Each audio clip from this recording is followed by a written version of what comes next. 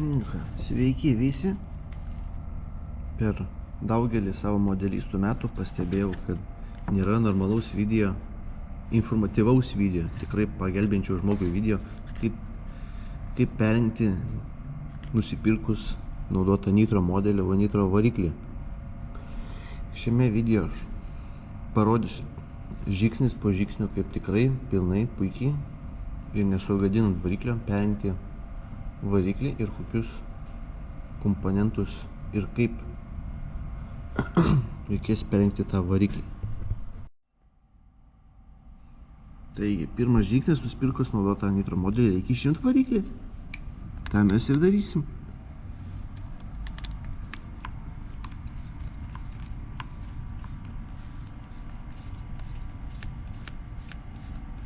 Beje, čia esamas modelis yra HP RS42 antros kartos su paprastesniu ABN varikliu, nechromuotu, nikeliu padengtu gilzės sienelės. Šitas variklis nėra labai galingas, jis yra paprastas RTR, kaip sakant, nieko ypatingas variklis, pradedantiems žmonėms labai draugiškas. Turi 2 adatų karburatorių, primityvesnės, senesnės kartos.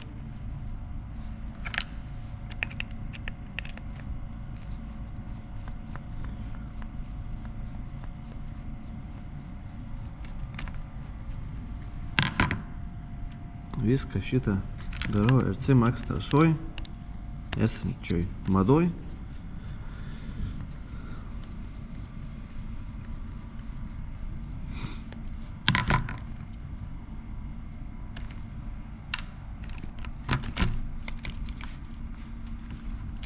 Čia variklio išėmimas yra nesunkus, paprastas, nereikia ratyti pusę modelio, kaip tenka kituose modeliuose. Taigi turim variklį. Pirmą, ką aš nusimsiu, tai duslintuvą.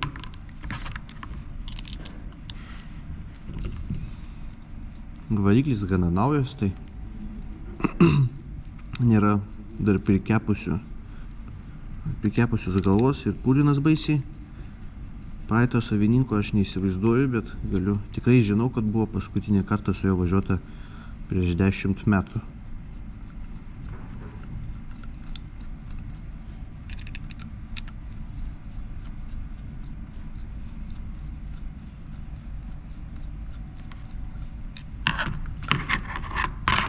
Nusipirkus naudotą modelį,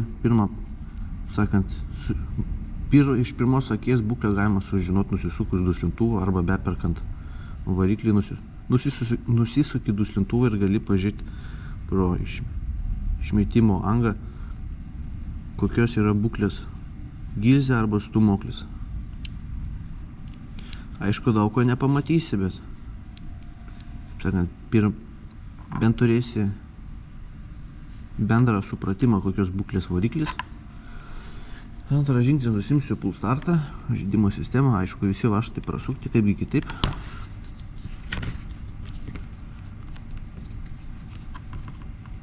Visada svarbiausia naudoti taisyklingus atsuktuvus. Jeigu įkiši atsuktuvą ir jauti kažkokią laisvumą, tai geriau tokio atsuktuvo nenaudoti, nes prasuki vaštus ir yra daug paskui problemų juos išimti.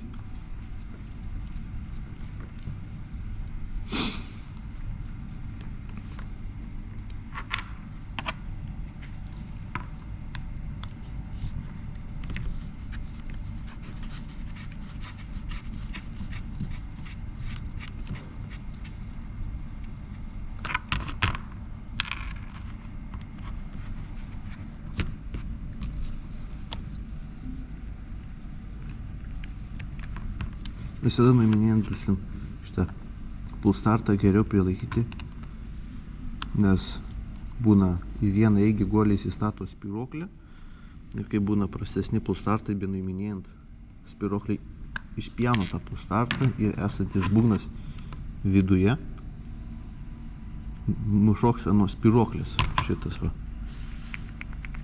Ir tada bus daug reikalų vėl užtaikyti, kad ta vidinė spyruoklė eitų į vidurį. vidurio centrą. Siurprizas. 2 varžtų trūksta. Aišku, šiokia tokia nuostaba ir nenustebęs, naudota technika.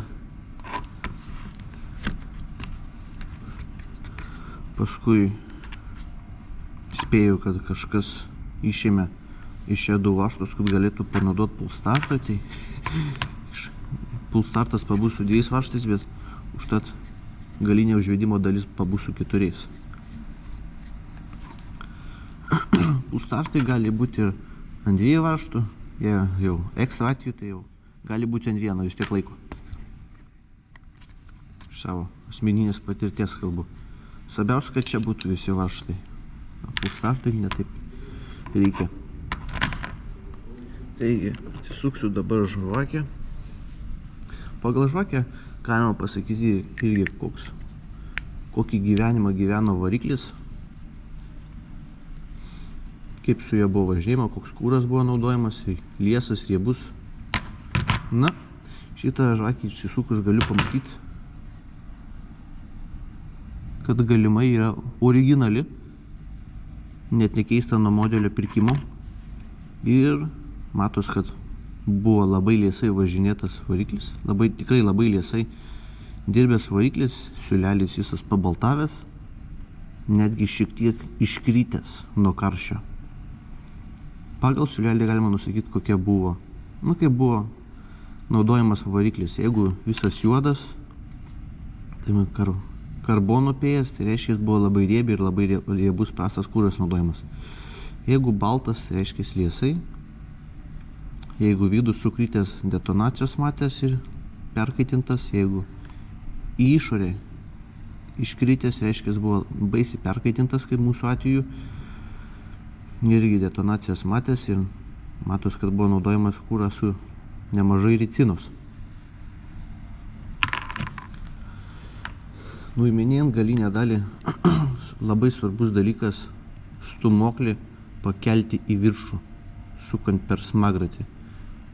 Išsukus žvakę galima matyti, kaip stūmoklis pakyla į viršų, taipogi galima pajusti ir per smagratį sukant, nes kompresijos viršutinis taškas. Ir pakėlus viršų stūmoklį mes nusiemam galinę užvedimo dalį. Kodėl mes taip darom? Todėl, kad kartais būna išpjova speciali stūmokliui ir nuleidus apačion bei nuiminėjant šitą galinę dalį galima nulaužti galinę stūmoklio sijono dalį. Taigi mums to nereikia. Variklis gana gražus pagal išvaizdą. Tikrai nesurūdijęs baisiausiai, kažko turi. Neaišku, čia rūdis ar prikepęs kūras senas. Pagal šitą testą galima matyti, kad biškį švaistiklis pasinešiojęs. Dabar nuimsim galvą. Irgi svarbu atitaikyti tinkamą atsuktuvą galvos varžtams, nes prasukus galvos varžtus tektų jau pjauti arba galvą arba bloką. Bet mums šito nereikia. Aišku, šitie galvos varžtai jie nėra geriausios būklės kažkokių nepaaiškinamų priežasčių.